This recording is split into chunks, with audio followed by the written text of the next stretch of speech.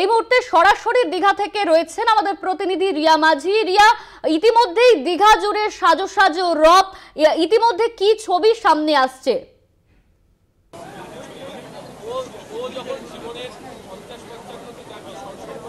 অনন্যা, এই মুহূর্তে আমরা যে ছবি কিছুক্ষণ আগে দেখিয়েছিলাম, যেখানে আমরা বলেছিলাম যে মধ্যরাতে তিনটে রথ, জগন্নাথ, বলরাম, সুভদ্রা, তিনজনের রথই কিন্তু বেরিয়ে এসেছে একদম জগন্নাথ ধামের যে মেন ডোর, মেন যে গেট, তার সামনেই কিন্তু তিনটে রথ লাগানো হয়েছে এবং সেই তিনটে রথে প্রথমে বলরাম, তারপরে সুভদ্রা, তারপরে জগন্নাথ, অর্থাৎ ভাই এবং বোনকে রওনা করিয়েই তারপরে দাদা বেরোবে, এমনটাই কিন্তু কথিত রয়েছে। আমার ক্যামেরা পার্সনকে বলবো যে একটু তোমাকে সেই চিত্রটা তুলে ধরার জন্য, যে যেখানে দেখা যাচ্ছে যে তিনটে রথ পরপর সাজানো রয়েছে। প্রথম যে রথটি তুমি দেখতে পাচ্ছ, যেখানে দেখা যাচ্ছে যে সবুজ এবং লাল কালারের একটি রথ, যেটা সুন্দর করে ফুল দিয়ে সাজানো, এবং ঘোড়ার যে কালার সেটা কিন্তু কালো কালারের ঘোড়া।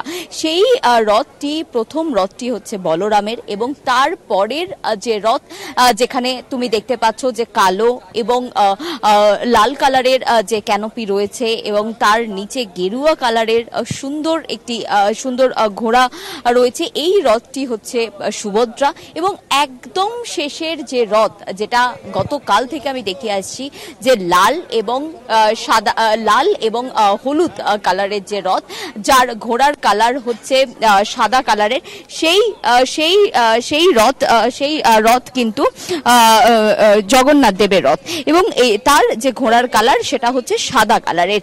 এই যে তিনটে রথ, যেটা সুন্দর করে ফুল দিয়ে সাজানো, এবং ইতিমধ্যেই সুদর্শন চক্র, কারণ কথিত রয়েছে যে সুদর্শন চক্র প্রথমে আসে, তিনি সুদর্শন চক্রকে পুরো তিনটে রথের পাশ দিয়ে তাকে ঘোরানো হয়, এবং সেই ঘোরানোর পরেই তারপরেই তাকে সুদর্শন চক্র যখন ঘুরে যায়, তারপরেই কিন্তু তিনটে রথ, বলা হয় যে সিকিউরিটি চেকের জন্য কিন্তু সুদর্শন চক্র তিনি আসেন এবং তিনি চেক করেন, তারপরেই একে একে বলরাম, সুভদ্রা এবং জগন্নাথ তিনজনে আসে। এবং মধ্যরাতে রথ এই জায়গায় বার করা হয়েছিল, এই জায়গায় বার করা হয়েছে, এবং এখনো অব্দি যেটা ভিতরের পুজোর আর্চার যে কাজ, সেই কাজ চলছে ইতিমধ্যেই, এবং আর কিছুক্ষণের মধ্যেই কিন্তু বলরামকে বার করা হবে প্রথমে, তারপরে সুভদ্রা, তারপরে জগন্নাথকে বার করা হবে।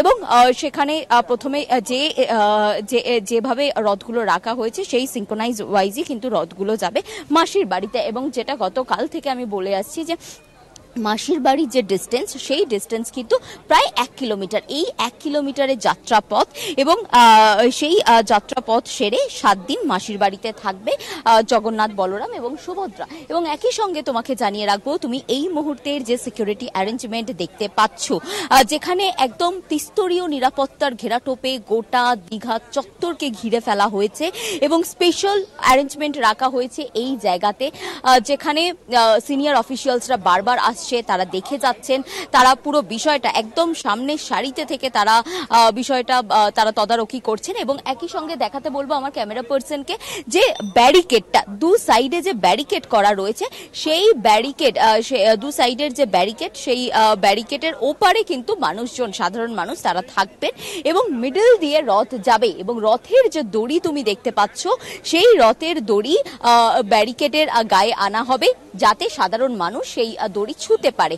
এবং এইভাবেই এই অ্যারেঞ্জমেন্ট করা হয়েছে, কারণ যাতে কোনো রকম অপ্রীতিকর ঘটনা না ঘটে, সেই বিষয়টা এড়ানোর জন্যই কিন্তু মূলত এই ধরনের অ্যারেঞ্জমেন্ট করা হয়েছে। এবং গতকালকে মুখ্যমন্ত্রী মমতা বন্দ্যোপাধ্যায় তিনি নিজে এই বিষয়টা তিনি তদারকি করেছেন, যাতে প্রতিটা মানুষ হাত ছোঁয়াতে পারে দড়িতে, সেই বিষয়টাও কিন্তু নিশ্চিত করেছে একই সঙ্গে। এবং এই মুহূর্তের যে চিত্র তুমি দেখছো, যে বৃষ্টি হচ্ছে, এবং তারই মধ্যে তদারকির জন্য প্রতিটা অফিসার তারা কিন্তু রেডি রয়েছেন, এবং সিনিয়র অফিসিয়ালসরা আসছেন। আর কিছুক্ষণ পর মুখ্যমন্ত্রী মমতা বন্দ্যোপাধ্যায় তিনি আসবেন, এবং তারপরে একে একে বলরাম, সুভদ্রা প্রত্যেককে বার করা হবে, এবং বার করার পরে কিন্তু তাদেরকে রথে চাপানো হবে, তারপর সেই রথ রওনা দেবে মাসির বাড়ির উদ্দেশ্যে।